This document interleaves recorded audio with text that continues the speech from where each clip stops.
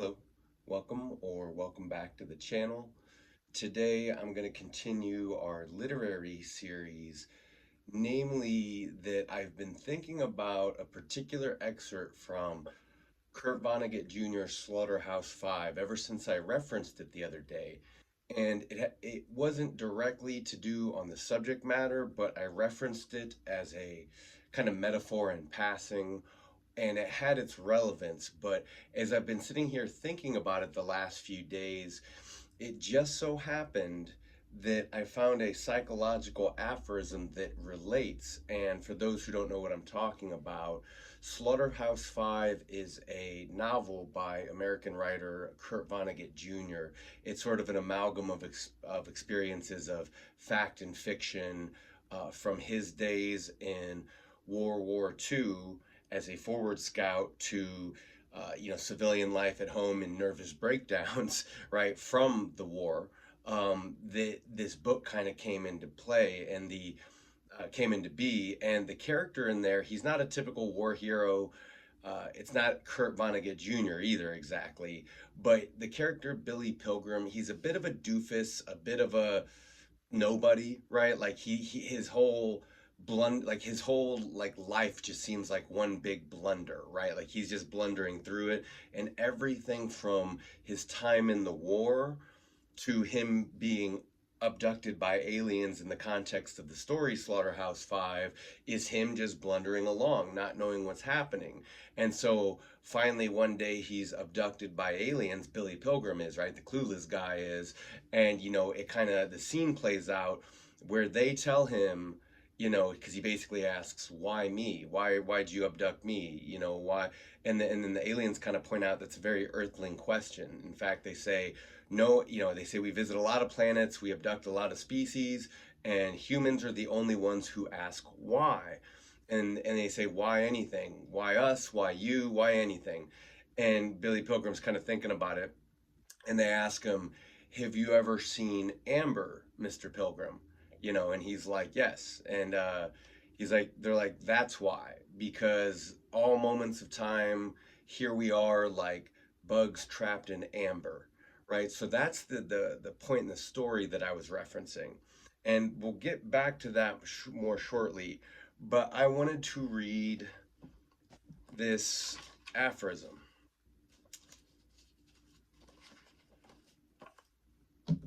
Here it is, 208. Um, the book grown almost into a human being. And it goes, every author is surprised anew at the way in which his book, as soon as he has sent it out, continues to live a life of its own. It seems to him as if one part of an insect had been cut off and now went on its own way. Perhaps he forgets it almost entirely. Perhaps he rises above the view expressed therein. Perhaps even he understands it no longer and has lost that impulse upon which he soared at the time he conceived the book. Meanwhile, it seeks its readers, the book, right? It inflames life, pleases, horrifies, inspires new works, becomes the soul of designs and actions. In short, it lives like a creature endowed with mind and soul, and yet is no human being.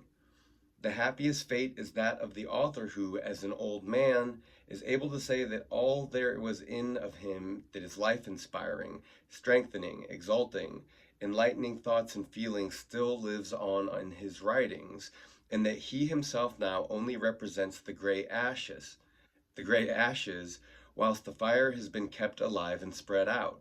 So do you see what he's saying? He's saying that even if the body withers and dies, right, the brain's gonna waste away, the body's gonna waste away, they're gonna die, eventually gonna be ash and dirt. But with the book, the best of an author can actually live on, or the lies of an author can live on, or just simply the errors of an author can live on. But either way, the book goes on to have a life of its own, right? So it goes on. And if we consider that every human action, not only a book, is in some way or another the cause of other actions, right? Think of birth itself, right? Mating, dating, and birth. Uh, cause of other actions, decisions, and thoughts, and everything that happens is inseparably connected with everything that is going to happen, we recognize the real immortality, that of movement. That which has once moved is enclosed and immortalized in the general union of all existence, like an insect within a piece of amber. So I'm going to read that one more time. That everything that happens is inseparably connected within everything that is going to happen, we recognize the real immortality, that of movement. That which has once moved is enclosed and immortalized in the general union of all existence, like an insect within a piece of amber. And it seems like for a lot of people, it's not enough to just exist, right? That being is not okay, but it almost seems like the default human condition to be discontent, that which requires movement. But you see, we only move in one direction, we don't move backwards, right? And that's the intersection of technology, morality, and like if this is a trident, the warfare is the center prong, then it's technology, then it's morality. And that is basically all of culture and humanity in a nutshell. And as we've progressed through time, well, progress is the illusion, right? Because as this aphorism points out, what is already is. There's no, and as I'll keep pointing it out, right? Like what exists, there is no will to existence. There is no will to survival. What exists already exists. It's continued existence. It's duration of existence. It's successful existence. It's existence that yields happiness, right? The fruits of one's labor, not just the sorrows or the thorns or the threshings or all the sad things that everyone that's so easy to focus on. Um, but it's just fascinating to me that it's precedented because I don't know if Kurt Vonnegut Jr. actually took that notion from this book or from somewhere else, because for anyone who knows anything about writers, authors, philology in general, it's like there is, like, we as authors and writers, like, our language doesn't change for no reason. It changes because people change it. It changes because we as individuals and then groups sort of do or don't keep certain sayings or thoughts alive. And part of a culture is its language. And within its language, it's not just ideas that you're supposed to have and act on. There's also a much wider range of ideas you're not supposed to have and that you're not supposed to act on, right? Suppress these urges, these thoughts, these feelings. These have no place. These have no value. These have no monetary value. These don't help anyone. These are annoying. These are upsetting, right? So the average human being is actually quite a prickly little hedgehog if we deal with all their pettiness and inconsistencies and problems, right? You see that the average person is quite weak and forgettable, and he's very much a Billy Pilgrim, or I guess in modern context a Bundy or a Jerry, right? That mankind is very much an assortment of these sorts of creatures. So, and not only are these creatures here to stay, but so much so that the model of their existence has been so successful, whether that's successfully blowing people up through war, or like Billy Pilgrim's case, successfully blundering his way through war and surviving, that what's here to stay is here to stay. Now, I have the specific quotation from Slaughterhouse Five pulled up, and maybe the most fascinating thing about this was when I was looking it up, I came across a little internet thread of people arguing over it. But first, I'm going to read the whole thought and then kind of go from there. So this is the exact excerpt from Slaughterhouse Five, where Billy Pilgrim is kidnapped by the aliens and he's on their spaceship, right? So they're talking about the inside of the spaceship. The aliens are the Traumalfadorians, or Tralfamadorians, had no voice boxes. They communicated telepathically. They were able to talk to Billy by means of a computer and a sort of electric organ which made every earthling speech sound. "Welcome aboard, Mr. Pilgrim," said the loudspeaker. "Any questions?" Billy licked his lips, thought for a while, inquired at last, "Why me?" "That is a very earthling question to ask, Mr. Pilgrim. Why you? Why us, for that matter? Why anything? Because this moment simply is. Have you ever seen bugs trapped in amber?" "Yes, Billy, in fact." Yes, Billy in fact had a paperweight on his office with a blob of polished amber with three ladybugs embedded in it. Aliens go on. Well, here we are, Mr. Pilgrim, trapped in the amber of this moment. There is no why, right? It's quite the human invention. So much so that it makes the human feel compelled to explain why. And then in terms of authors and books, you see attempts at this, not just to uh, discuss and explain away our existence, but to explore and understand and also just kind of manipulate and control as well. In the psychological aphorism I just read, there is a hint of that. But the bigger notion is that you see where people stand, because I mentioned I look for, when in looking for that quotation from Kurt Vonnegut Jr., I came across this internet thread of people arguing over it. And one person, that you had different takes. Some people reading the aliens as sincere, some people reading them as ultimate satire, right? One man clearly saw helplessness, right? In what the aliens were saying. There is no why. It's always been this way, it'll always be this way. There is no why, right?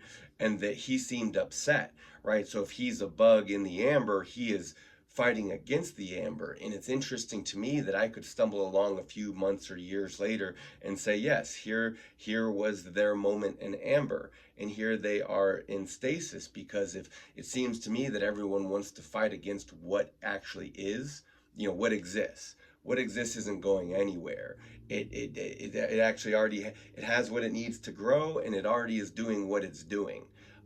Everything is manifesting its ultimate consequence every moment, right? There's no moment where the tree isn't growing, where the sun isn't shining, where the human being isn't cooking their noodle or expanding their brain for better or for worse, right? That all these things are already in motion. What's in motion is already set in motion, and nobody's going to stop it, even though it seems like the human tendency is to want to further stop it or further arrest it or further control it, right? Whether that's through literature and propaganda and rhetoric, whether that's through arguments online. But you can see that people are constantly arguing over the meaning of things, and whether that requires retelling and rewriting history to make their points, whether that's arguing literature. Because what I read is that, like, okay, first off, what the book doesn't tell you is that, for all intents and purposes, this is a psychotic breakdown by Billy Pilgrim. The aliens aren't even real. It's him having a psychotic breakdown. So this guy saying that the aliens are or aren't sincere, one, you could say he's already projecting his own meaning, right? Already he's straying from the plot. But also he seemed to be reading a lot of foreground into it, meaning he could read the surface but not the depths. And this is common for, he came across like a young reader. Young readers, young writers, right? They can reflect on the surface of things. They generally lack the life experience and a wider depth of vocabulary and emotional vocabulary, and further study and research and writing of the reading of other writers, especially masters, right? They're usually lacking these things to do a more mature and thorough analyses, because at the end of the day, they're completely disregarding similes, metaphors, that the whole thing is a psychotic breakdown, that they're not even providing context. They're just projecting assumptions on what is just the very first foreground of the words, which is to read it literally, even if it's literal irony, right? Or literal satire, right? If the aliens are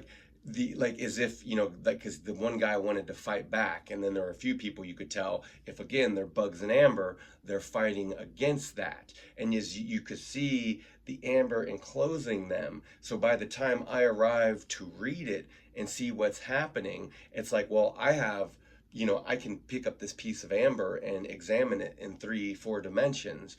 Whereas when you're in the moment, you can't even see what's happening, right? This is the fundamental human problem, is that how do you ever know to be aware of what you're not aware of? What's the thing that you're missing? Because maybe that's the wrong thing or person you let in, or the wrong idea you take. Now, in the context of a full life, even one's blunders is also part of the circle, is part of the movement, is one action that sets other actions in motion. So how can any of it be wrong? And how could you remove any one thread without the whole thing falling apart? Or it's like saying basically, it seems like people want to affect the bugs in the amber, but have no clue of how to touch or reach in or through this amber, right? Because that's kind of the stasis or the medium or the resonance of our communications through time, over time.